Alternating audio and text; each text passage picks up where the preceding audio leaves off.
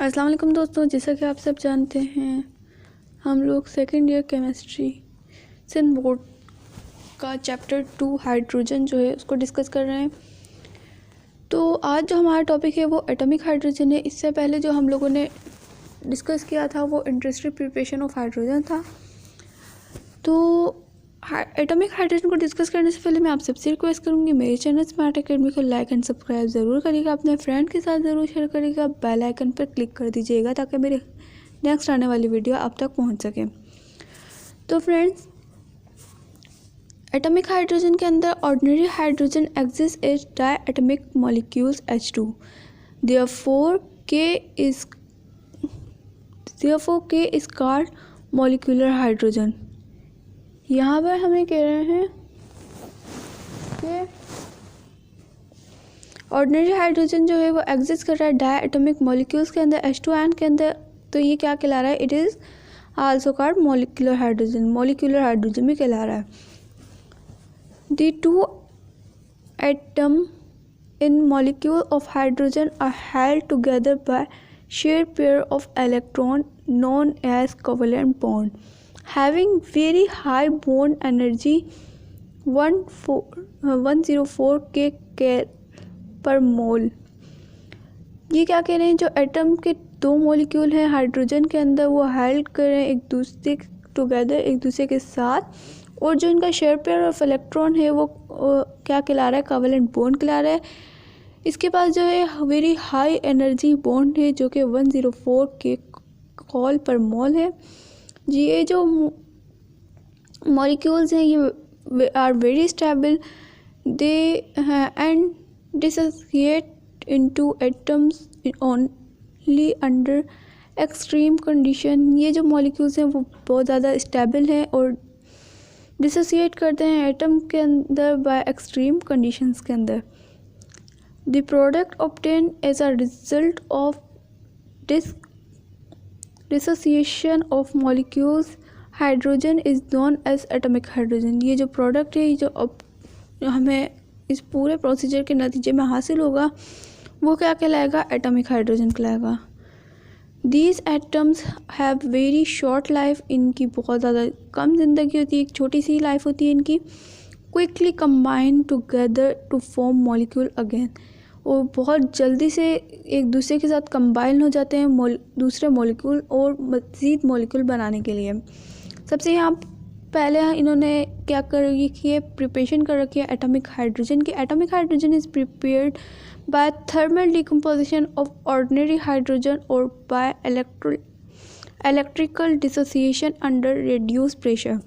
यहाँ पर क्या कह रहे हैं कि जो एटॉमिक हाइड्रोजन है ये प्रिपेयर किया जाता है thermal decomposition of ordinary hydrogen के ज़रिए और by electrical dissociation under reduce pressure.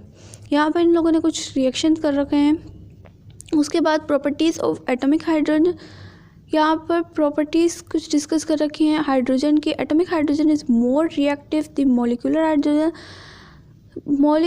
जो एटॉमिक हाइड्रोजन है वो मोर रिएक्टिव है मॉलिक्यूलर हाइड्रोजन के मुकाबले के अंदर। Accepted reaction of molecular hydrogen are only those in which more than 104 kcal per mole are evolved per 2 gram atom of hydrogen। ये क्या कह रहे हैं? ये कह रहे हैं कि जो एक्सेप्टेड रिएक्शन है मॉलिक्यूलर हाइड्रोजन के वो सिर्फ जो 104 kcal per mole जो इवॉल्व हैं 2 ग्राम एटम हाइड्रोजन के, उसके साथ जो रिएक्शन प्रोड्यूस होता है वो लेस एनर्जी रखता है और उसमें जो है एक्सपोनेंशियल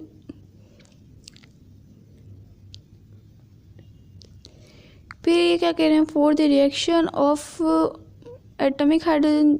अब एटॉमिक हाइड्रोजन के रिएक्शन के लिए कुछ जो है कंडीशन यहाँ पर कंडीशन नहीं है।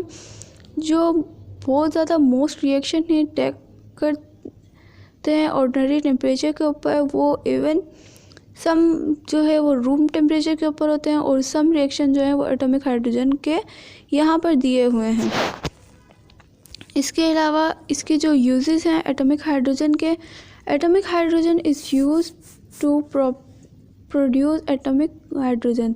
एटॉमिक हाइड्रोजन को यूज़ किया जाता है एटॉमिक हाइड्रोजन टॉर्च को अटेंड करने के लिए। इसको टेम्परेचर दिया जाता है 4000 degree centigrade to 5000 degree centigrade, और इनको एम्प्लॉयड किया जाता है वेल्डिंग एल्युमिनियम एलॉयज़ के लिए और हाई क्रोमियम निकल स्टील के लिए। और ये क्या करता है, बेस करता है कुछ फैक्ट के ऊपर जो कि जेट ऑफ हाइड्रोजन है पास करवाया जाता है इलेक्ट्रिक आर्क के अंदर।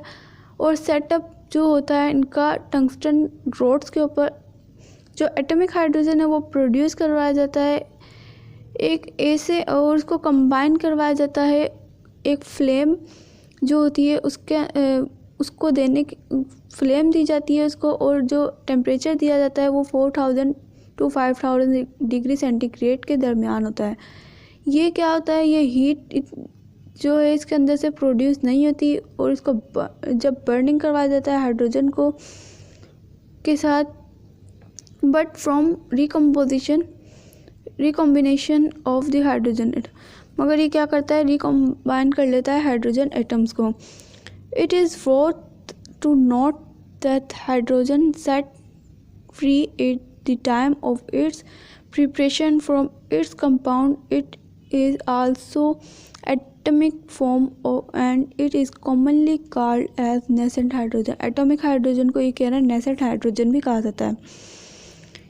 ठीक है, इसके बाद ये इट इज़ अ सब्सटेंस, ये एक सब्सटेंस है कैपेबल करता है रिएक्शन को विद दीज एटम, जो कि एटम प्रेजेंट होते हैं और जो रिएक्शन है वो जब टैक होता है, जब H2 मॉलिक्यूल्स जो हैं पहले जब H2 मॉलिक्यूल्स जो हैं वो बन जाते हैं, और जो but if a such substance, मगर जो कुछ सब्सटेंस होते हैं वो इसके अंदर प्रेजेंट नहीं होते, जो हाइड्रोजन एटम के यूनाइट होते हैं, एक साथ होते हैं और फॉर्म करते हैं H2 मॉलिक्यूल।